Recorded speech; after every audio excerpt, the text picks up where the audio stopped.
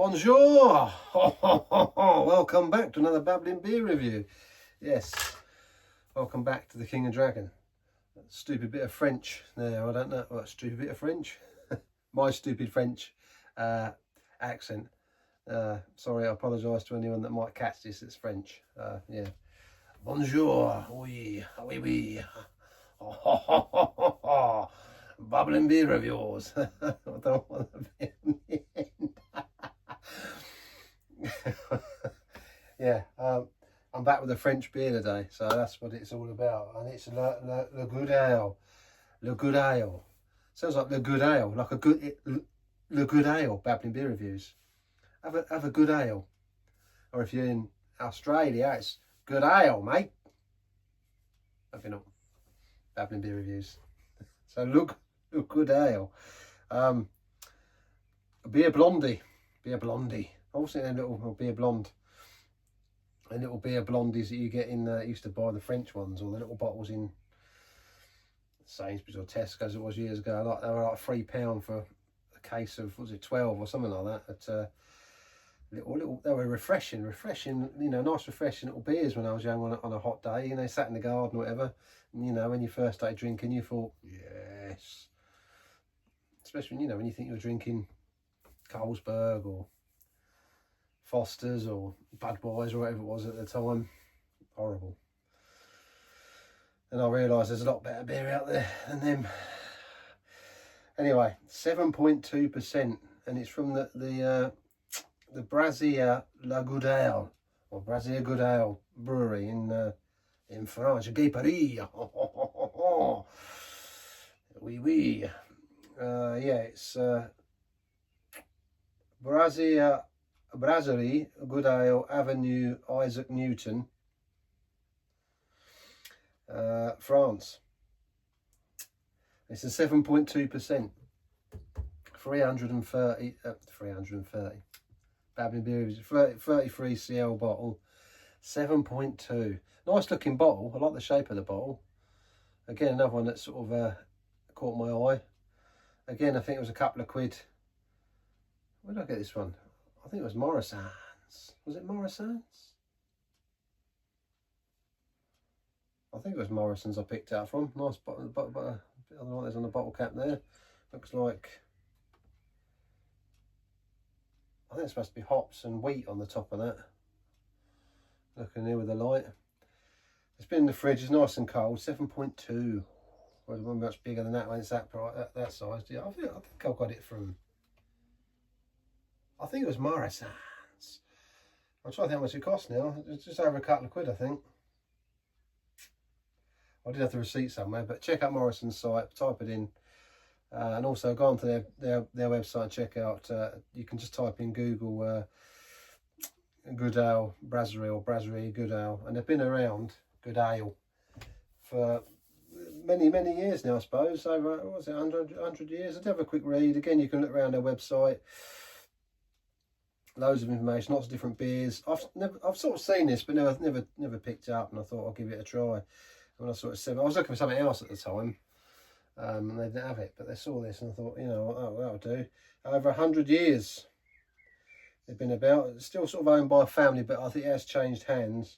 4 simple ingredients: water, cereals, hops and yeast. The quality of our beers depends on these 4 ingredients every day. We work closely with our suppliers to select the finest raw materials. Each year our master brewer personally selects the hops, a unique tradition in France passed down from generation to generation. There's loads on there. You can go and look at the brewery if you're out that way in Gay Paris. 100 years of creativity. Our brewery was founded in 1919 from the merger of several small local breweries. Initially, our beers were only sold in a 2-kilometre radius. A century later, our brewery has grown significantly, and our beers are now enjoyed across France and around the world. Andrea Pecure, Babbling Beer Reviews, took over the brewery in 2010, remaining true to its brewery tradition and family values. So there we go. But obviously you can go onto their website and check it out. They've been around for a little while now, so have a look, check them out, see what you think. Let's get the base beer trusty bottle beer opener.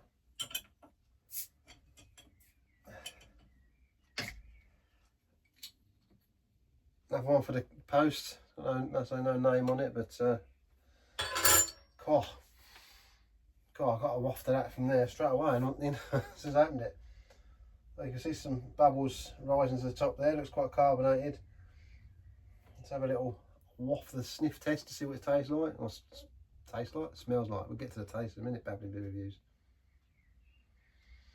Oh dear, malty, wheaty, proper beery ale, sort of beery smell. You know, that does remind me of them bottles, beer blondies, and the smell of the glass of the bottle as well. It's been chilled.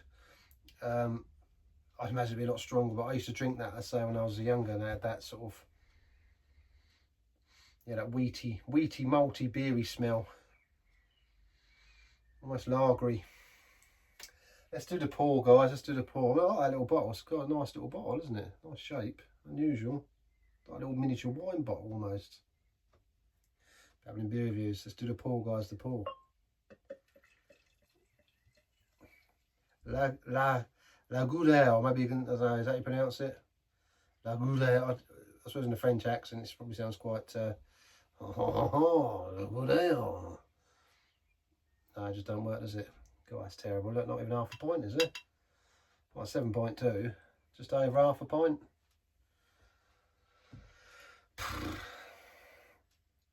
Loads of carbonation bubbles, white head, golden coloured. Golden, sort of crispy golden, I suppose, looking beer. So lots of bubbles and a nice white head on the top of that. Again, very similar smell. Definitely sort of a malty, sort of wheaty smell coming off of this. Sort of strong lagery smell to me. Let's do the taste test and have a little go of it and see. Cheers. Happy Friday.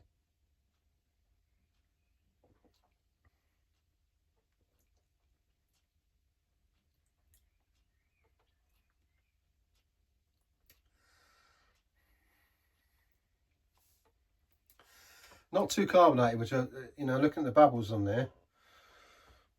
I don't know if you can see on there. I think there's a bit of a chill now on the glass. Pleasantly not too bad actually. It's quite surprising when I drank it. It's smoother than it looks. Again, actually this does match the smell. The taste is very malty and wheaty, and you've got a nice sort of taste, that malt aftertaste. Let's try again.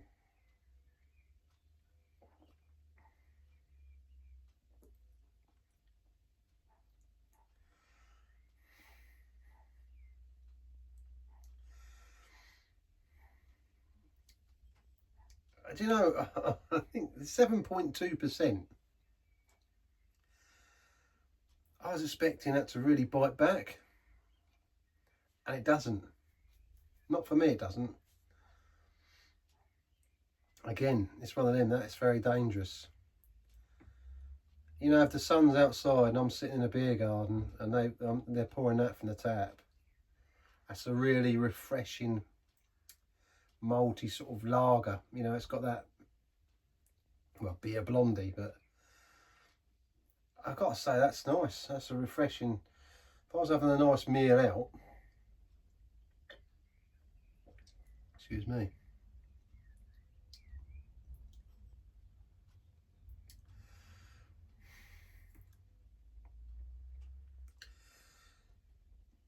it's really nice. You know, it's got a nice sort of after. It's all, this one to me sort of more subtle sweetness, but more malty, and that sort of malt and wheat, and that sort of yeast. It's all working lovely together there, and it's refreshing. You know, it's not too fizzy. It doesn't. It's not. I mean, it's quite. I'd say it's medium to full for you know your sort of your mouthfeel of it. You know, it's not. Excuse me, like. Let's say, for example, McEwen's Champion beer. If I drink that, and when I drink that, I think, oh, it's got that. Oh, and I was expecting this because this is stronger. I think I was expecting this to have that real bite back. And I know it has got one. If you're not used to stronger beers, you're going to notice it. But for me, you drink a Devon dumpling, that bites back. That's only a 5% or 5.1.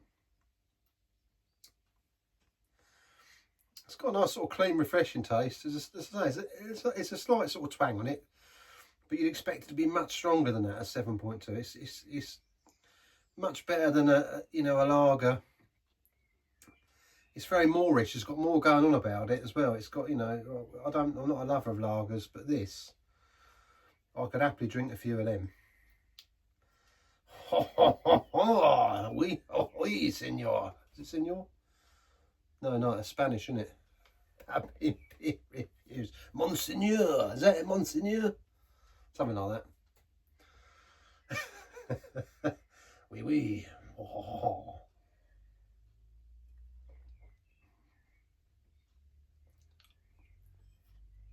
I say it's just nice, malty, wheaty, but refreshing. Leaves a nice linger in the back of the throat. A nice sort of malty dryness. You just want to go back and have some more. Yeah, that's nice. I like it, and I'm not for a sort of beer / lager. There's a little bit in the gums there, that sort of subtle sweetness. That'd be lovely with a dinner, I'd say. A nice. What say would I have with that?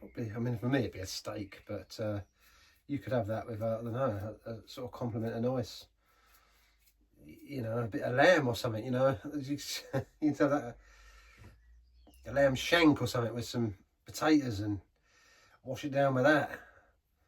Lovely. They'd be eating it with snails, wouldn't they? And frog's legs. I don't know if it tastes nice with that. I've never had frog legs, so I couldn't tell you. That is nice. Nice malty moreish taste. If you've not had one, get yourself and try one. It's worth picking up. I wouldn't want to cut them in the fridge. Yeah, I don't mind that at all. That's quite nice. If I was on holiday and I was drinking that, I'd be quite happy with that. Yep. I'm going to have to go with an 8.7, I think, for me. It's quite high up there. I quite like it, I must admit. As a what it is, I think the strength does its favour. If it was weaker than that, if it was anywhere sort of in the 4%, 4 to 5, I don't know if I'd enjoy it as much. But obviously that gives it, I've got that nice sort of after linger, if you like. Yeah, well worth checking out. So if you're in Morrison's, get yourself to Morrison. I don't know if anyone else does it. I've not really looked for it. I've just saw it in there. But yeah, definitely worth checking out and picking up for a couple of quid. Don't get much on the bottle either, so I don't know. But yeah, biere de Huti fermentation. Babbling beer reviews.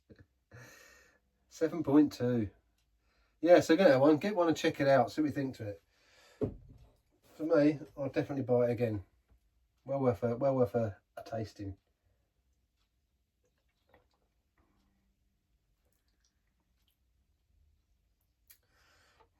It's got a deepness about it, but it's not. Don't blow me away. I don't. If you're not used to stronger lager, you're probably not going to enjoy it. Well, you might do. I mean,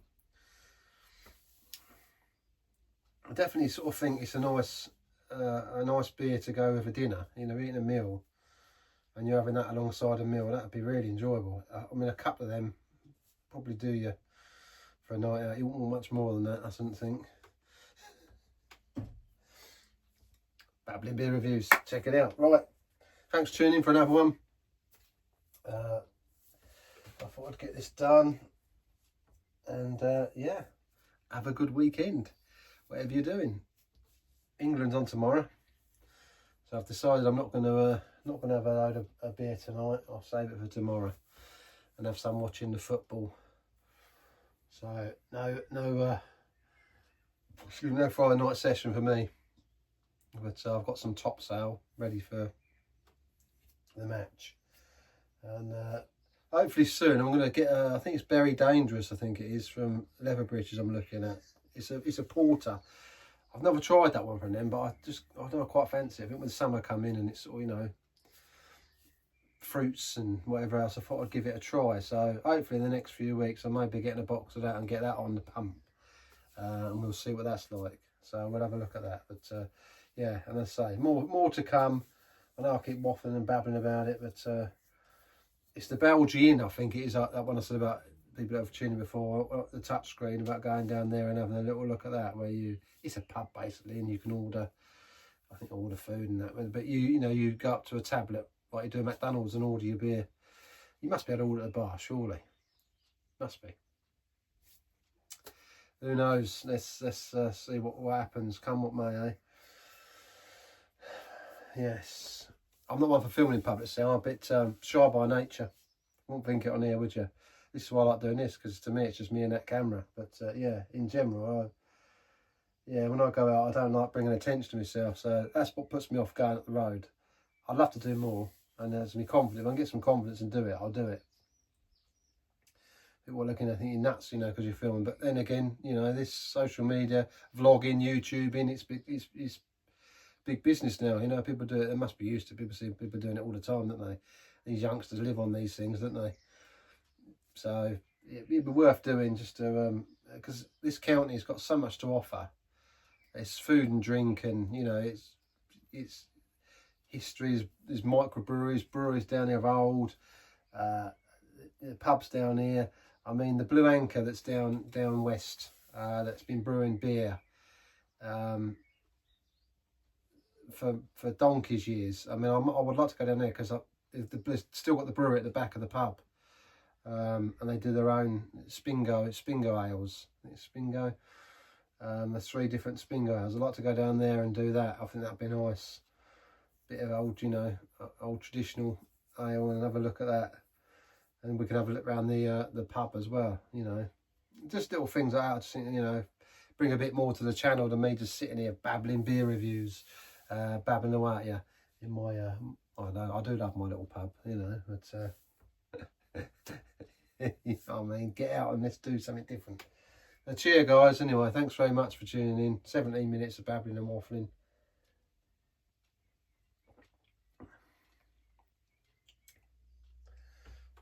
That's nice, because I'm not much of a lager man. I think that's quite enjoyable, and yeah, would I recommend it? I'd say I would. Get out and try some if you haven't had it before, and let me know in the comments if you've had it and what do you think to it. It's one of them, you know. I think, like I say, if you found a little holiday spot and they brought that out to you, yeah, I feel like I've had it. You know, you feel like you've had a beer once you've had it. It's one of them. You think, oh, when you're drinking it, nothing of it, but let it settle a little bit.